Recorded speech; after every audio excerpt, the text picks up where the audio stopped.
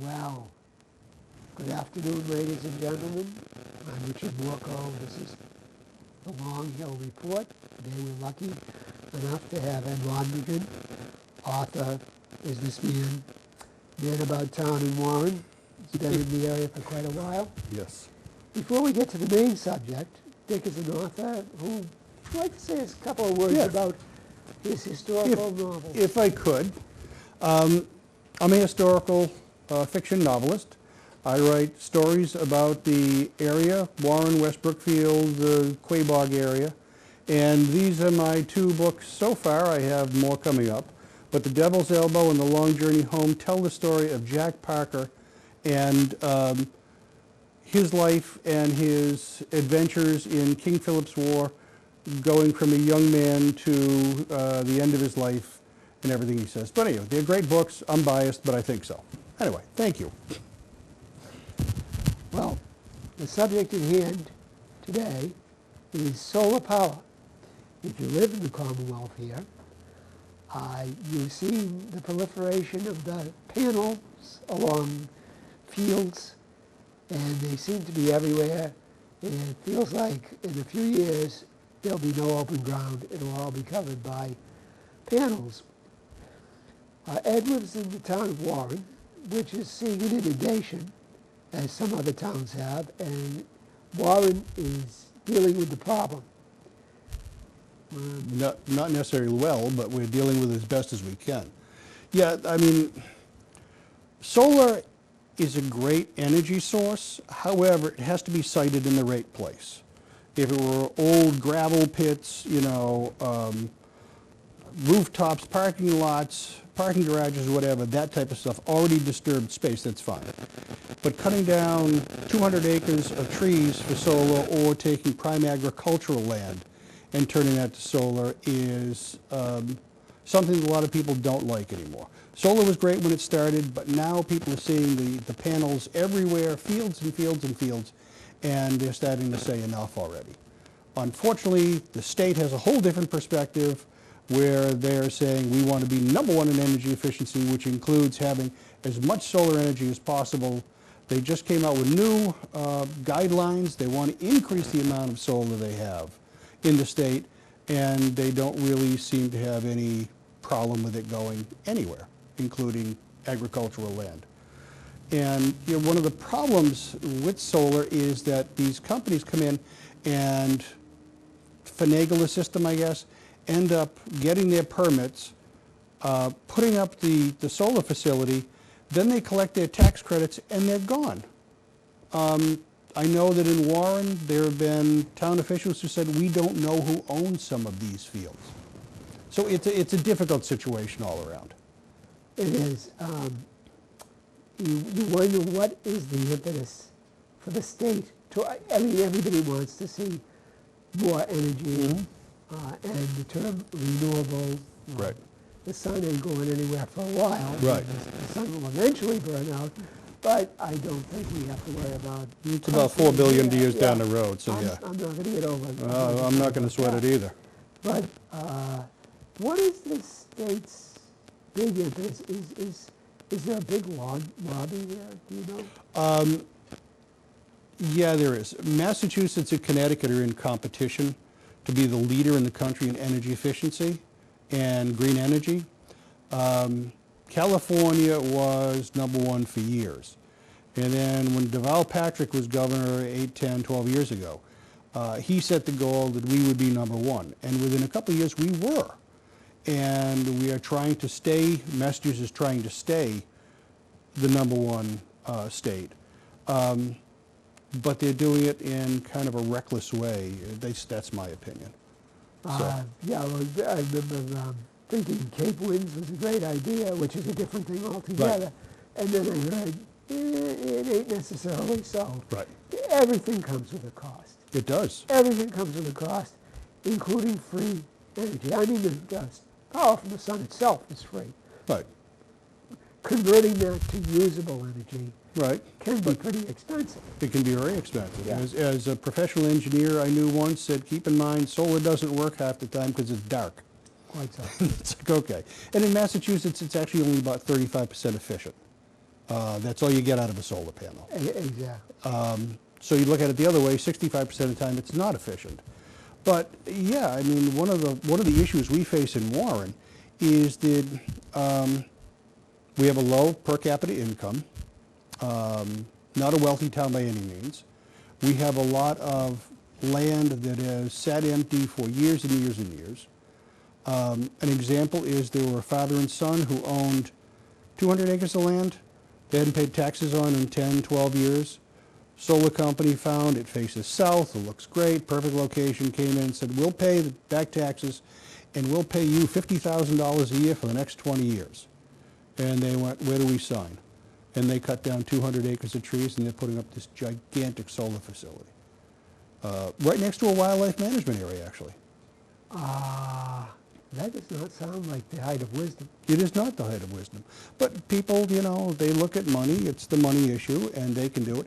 Towns look at it and go, hey, we're going to get $200,000 in tax revenue from this facility over 10 years. So they're all thumbs up. Unfortunately, when reality hits, it's not that nice.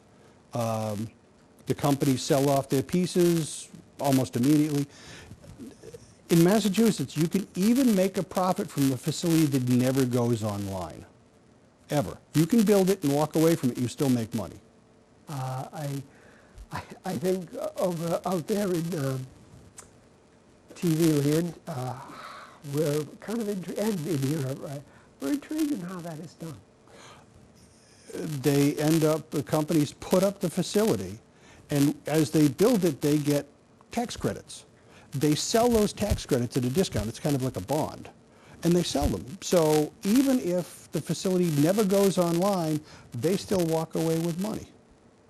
As a matter of fact, in Massachusetts now, there is such an issue, such a backlog of solar facility proposals that National Grid and Eversource, working with the state, have basically said, we need a better way to do this. So, because I think they have 8,000 applications, I think it is. It's some incredible number. They're trying to figure out a better way to do this because people are raising a stink saying, hey, you're taking up a lot of land. So, I mean, Charlton has beautiful farmland too, and that's all going by the wayside. Well, Dick Vaughn has spoken to that. Yeah. So they can do this operation and make money just with the tax credits. Or for something else they might own somewhere else. I would say that does sound like the textbook definition of a scam. Kind of. I mean, the other problem that towns face is they have difficulty collecting the revenue. And because ownership of this changes, fire departments in particular don't necessarily know who owns the facility at that time. There was a fire in, I think it was Hardwick maybe, and they had trouble getting in to the facility. And it's one of those deals that it shuffles so fast no one can keep track of it. It is a bit of a scam. I mean, these companies, they know how to work it. There are some solar companies, some solar representatives that are nice and above board and they play by the rules. The rest of them all try and find a way, you know. There was a situation, a year or so ago, I think it was Bolton or Stowe, up in that neck of the woods, Littleton. They had a lot of solar facilities, and I don't understand all of this, but somehow the company sold the electricity that was generated to nonprofits, which meant that they couldn't be taxed on that when the company had already paid the taxes to the town. So they went back to the town and said, you owe us $500,000 or whatever it is. And they had to pay. And a nonprofit. And a nonprofit, you know, and that would bankrupt a town like Warren. Oh, certainly. Yeah. But Warren and the Brookfields, and probably towns like Munson and maybe to a certain extent even Charlton, are kind of still the places where you don't have to be a gazillionaire to live. Right. And whether that will change soon or not it's hard to say. But I would think if these people, if the people who are the impresarios behind these solar farms would say, hey, these people are ripe for the picking because, you know, you say extra revenue and They don't ask questions. That's They just- exactly what it is. I mean, the other problem is the local boards, planning boards in particular, they're made up of volunteers. Some of these people have been on the boards for years, but they don't necessarily have the experience and the knowledge to deal effectively with this. And again, I heard this, and I'm not sure how true it is, but if a planning board denies a solar company's proposal twice, that means it's an automatic yes from the state. Basically, the planning board doesn't have any control over this. And it's going to go in, so the very best that you could do is make a list of conditions that the company has to meet. But even in those situations, there was a planning board meeting in Warren last month, I guess. And a woman from Munson came and said the same company that's proposing one, actually on the road I live,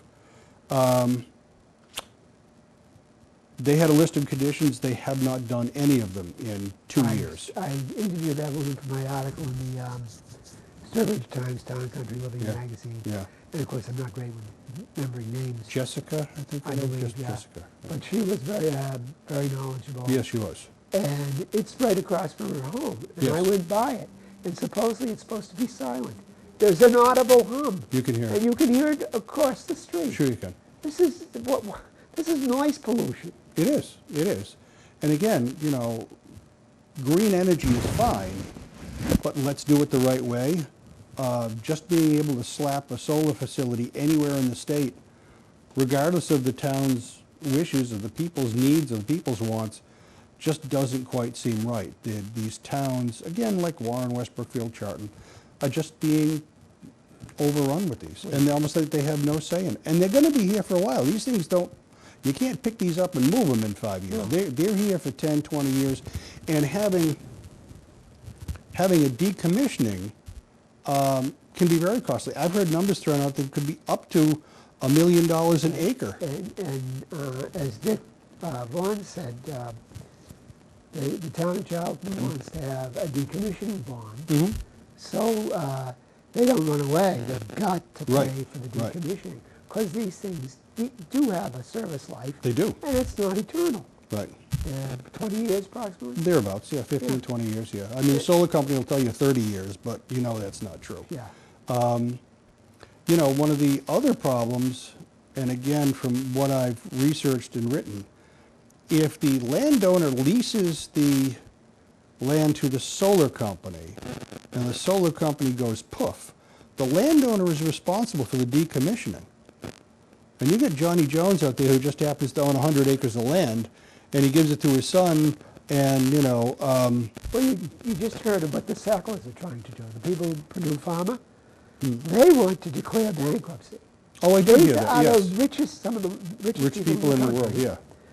And they more or less invented, well, that's kind of probably a little too harsh, but they certainly promoted the OxyContin, oxycodone, all those things. They started the ball rolling. They made Billions. an absurd amount of money. Basically, the pushback has been you have caused widespread addiction, so you should pay. Well, let's make a deal. So we're going to give X number of dollars, which it may not be chump change, but it's not their fortune, and we'll declare bankruptcy. And this is part of the skullduggery that the solar, they're not even got to it yet, but they're already planning to say it's too hard to say, well, let's just say hors d'oeuvre and we're out of here. Right, right. Yeah, I mean, and again, going back to the town boards that don't have the experience or the knowledge, generally. In Warren, there was an attorney that was hired by some of the people on our road, and he spoke at a board meeting last month, a month and a half ago, and he basically made the point that you don't have all of the knowledge, and even the law firm that represents the town, they seem to think they know everything, when in fact he pointed out to us that they don't, that they were missing big gaps in this, which could have made things different. So, you know, the only bright spot I see in this is if you can put a list of conditions on these companies that you can enforce. And if they don't do it, you stop them. But again, I don't know how you do that. I don't know what the enforcement mechanism is. But yeah, I think the one on our road is gonna go in, even though no one wants, it's, horse farms are around it. Yeah. It's a beautiful piece of land. It's on the top of a hill, and it slopes on either side, so the drainage would be terrible. People are gonna, their property's gonna get ruined. And Well- of course, the companies say, oh no, there's absolutely no problem with that. There's never any drainage It's issues. renewable, it's renewable. Right, energy. yeah, For the town, well, this is, it's now called big solar. Now, when they put big in front of something, big pharma, big oil, whatever, it ain't a compliment. So, but for the towns, it's always the first rodeo. They don't have the experience. These guys have all spoken to lawyers, they go to conferences, how do we beat the town? They'll go to anything. But that's what they do. They Yeah, bring that's- attorneys to the meetings. Yeah, they know your town better than you do before They they do, get there. they do. So, I mean, maybe they can be pushed back. Maybe Jessica could sue because the hum, noise pollution. But it's still starting from behind.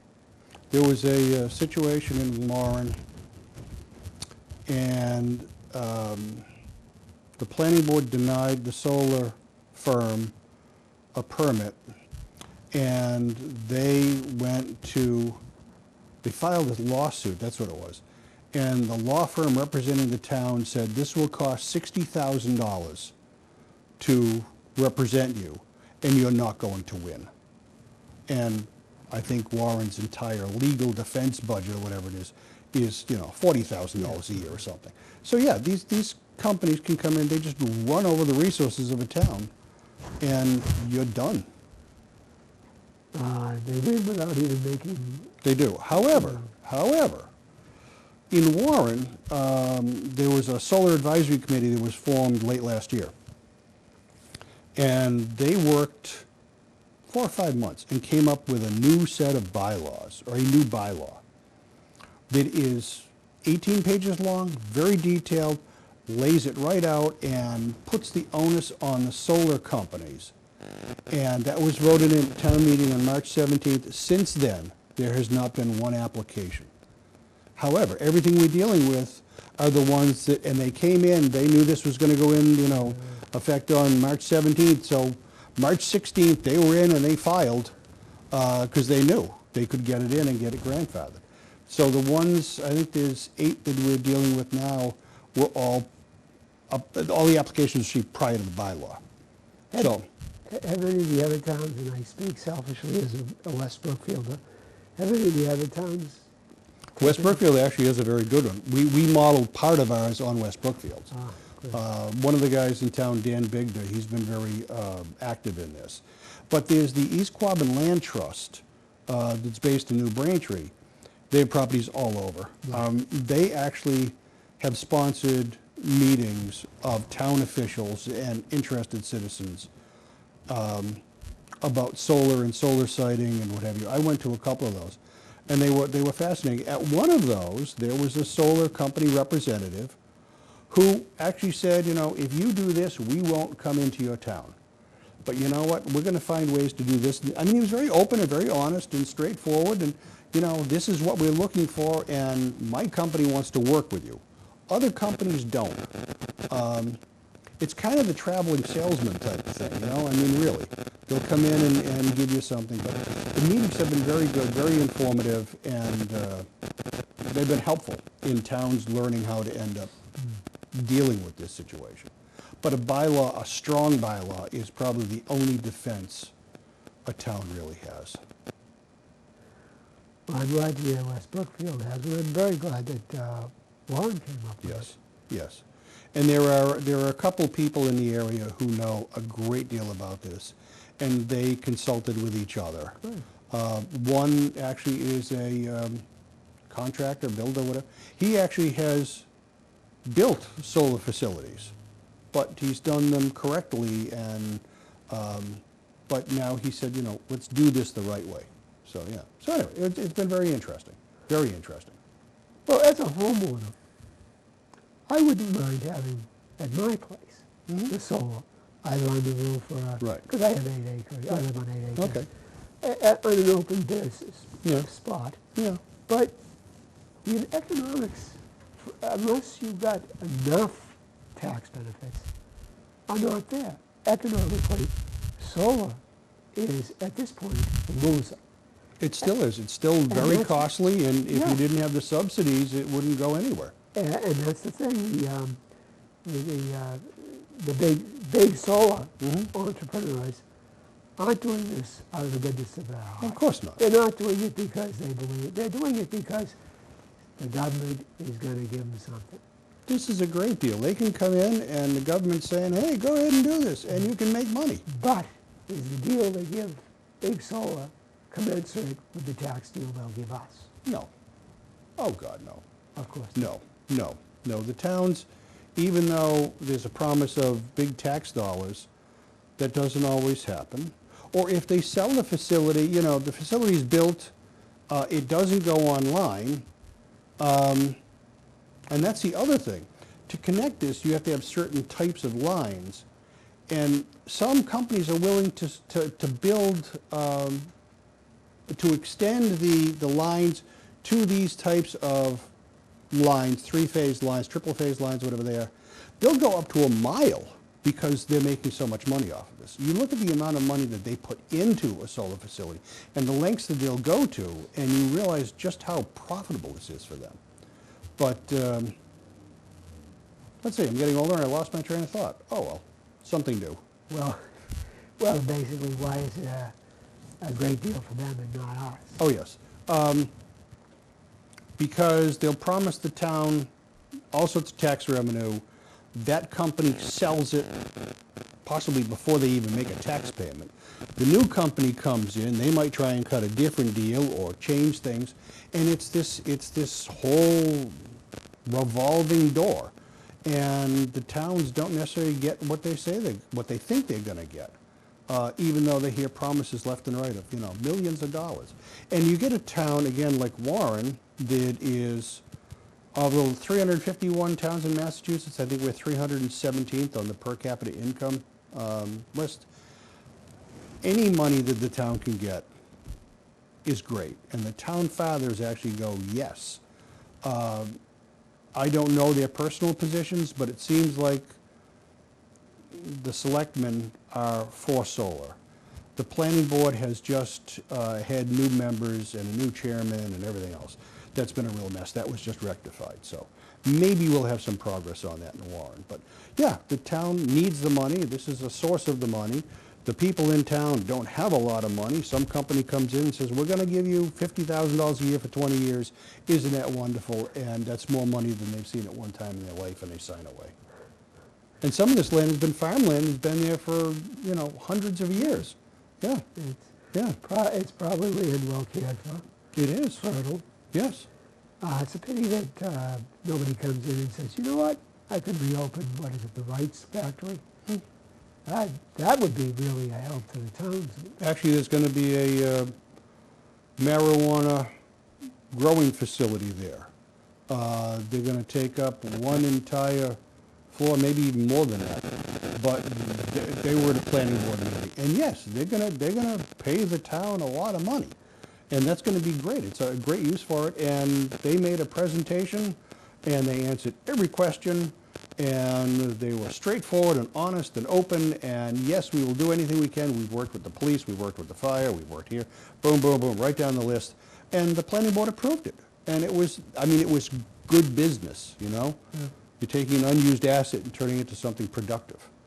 Now, who owns that building? I don't know. It's not the town, though. No. It's a private owner who's actually kept it in very good condition. It looks, whenever I go by there, it looks like it's kept up. Yeah, it has. It is. I hope somebody else takes a floor or two. Hopefully, but this is a start. Yeah. So solar, it's good in its place, but when it's just shoved down the throats of townspeople, It looks like the smell of it is sharp. It's kind of like it is. It is. That's exactly what it is. You know, and you don't know where some of these companies come from either. You know, ZPT. You know, what is it? Sun One. I mean, they're all of these different names, and it's like they were created in the back room yesterday. That's the flavor I got when I was doing the article. Yeah. You can't tell the players without a scorecard. Right. And if they're reputable companies, that's fine. If they're not, where did they come from? But they're all on a level playing field. So you and I could start one now, and we could apply for something tomorrow. We have no intention of doing No, this. we don't. right No, now. no. Well, it's the marijuana, but no, we're not even No, doing that. that's all right. Thank you anyway, appreciate that, yeah. So it's an interesting subject. It's just unfortunate it's gotten to the point where it wasn't well regulated, and towns seem to have lost control over the entire process. So even if the town decides it's not right for the town, the state can come in and say, regardless of what you say, it is. Well, Will Rogers was cited in the congressional record, and he said about laws and Congress, but it might possibly be applicable to the great general court. When it might have this reverse, but when they make a law, it's a joke. When they make a joke, it's a law. Well, we've just seen that a bit with the marijuana, and that the mayor gets to say who does what. And Mayor Correa down in Fall River, wasn't it? Fall River, Yeah. which my sister refers to as the Marseille of America. He made a few deals he shouldn't have. So what was the state doing when we were putting in? Did they have any oversight? The general court, did they do any oversight of these laws with the solar? Supposedly, yeah. But I mean, there's the Clean Energy Center. Is that what it's called now?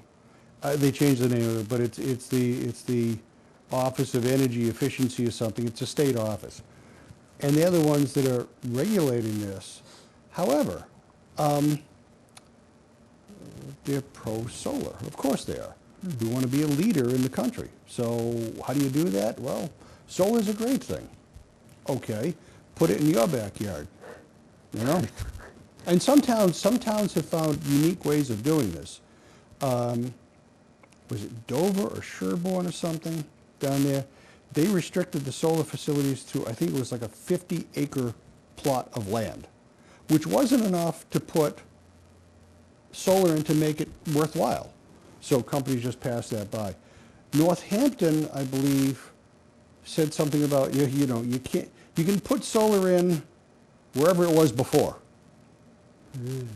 And it was never anywhere, so they couldn't put it. Some very imaginative and creative ways of getting around this. Dover's going to get around it. Oh yeah, because all the wealthy town. Very powerful people live in Dover. Yes. If you had a ratio of powerful people to the general population in Dover versus Warren, I think we know. Oh, that would be easy. We know where that. Yeah, that would be very easy. Yeah. So it's a tough road ahead. It is. So do you think your bylaws that you just, do you think that's going to work, or is it going to help? Oh, I think it's already worked. It's already worked. No more. It's not happening anymore. Okay.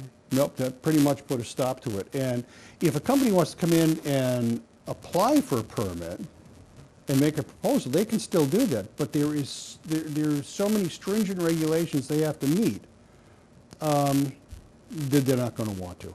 They just won't. Because they can go somewhere else where it's easier pickings. You know? Well, it's selfish of me to say this, but I drive along Route 9 and I look over where a hill slopes down to the clay bog. It used to be so beautiful to view, and to see that farm there is ugly. Yep. So that's selfish of me, but hey, what can I do? But that's true. That's very true. That's what it is, And there's one on Route 9 across from the Clam Box restaurant that, as far as I know, still has not gone online. It's been sitting there for 2 years, and nothing's happened with it yet. Well, as we're getting late here, Okay. Ed, thank you very much. This has been very informative. Well, thank you. This is Richard Morco, the Long Hill Report, and please subscribe to our YouTube channel. Thank you.